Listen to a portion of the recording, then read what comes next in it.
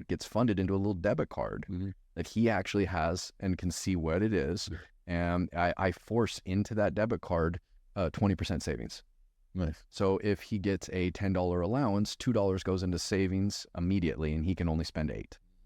And he learns that right away. And I told him why he does that and what's the purpose on it. So some high level, and then as he gets older, I'll probably get deeper with him on more detailed conversations. I didn't know that existed. That's a fantastic app. Yeah.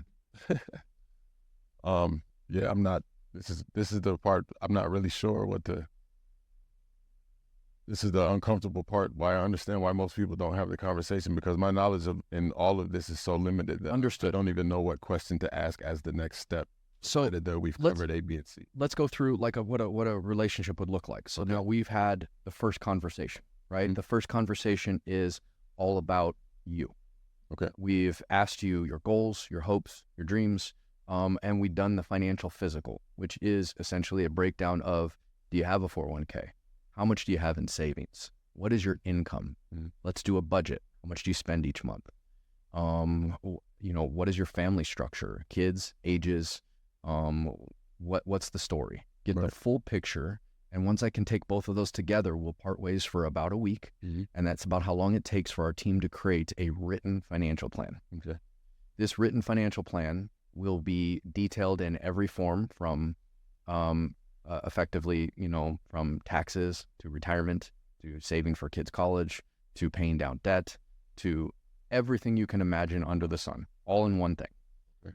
Then we set up a meeting, and I always call this just my educational meeting, because people come to it thinking, well, we're going to show a plan and we're going to have expectations. There really isn't any.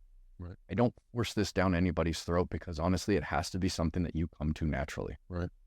I'm not trying to twist your arm. If you see a value in it, we're going to work together. If not, we're going to part as friends.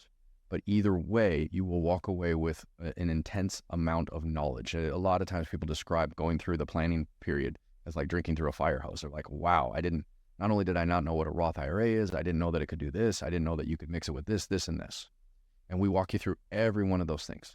So a lot of the high level stuff we went over today, which are the most important for most people listening. Have a budget. Be mindful of what it is you're spending every single month. Have self-awareness there. Have a strategy around saving 20% everything that you make. Okay, pay yourself first. So put that 20% aside and spend everything else. Build an emergency fund of 3 to 6 months of expenses and aggressively pay down debt. When I say pay down the debt, another thing that would really be helpful is going in and locking your credit cards. I don't know how many times I hear people, they're like paying down their debt, but then they're still putting money on their credit cards.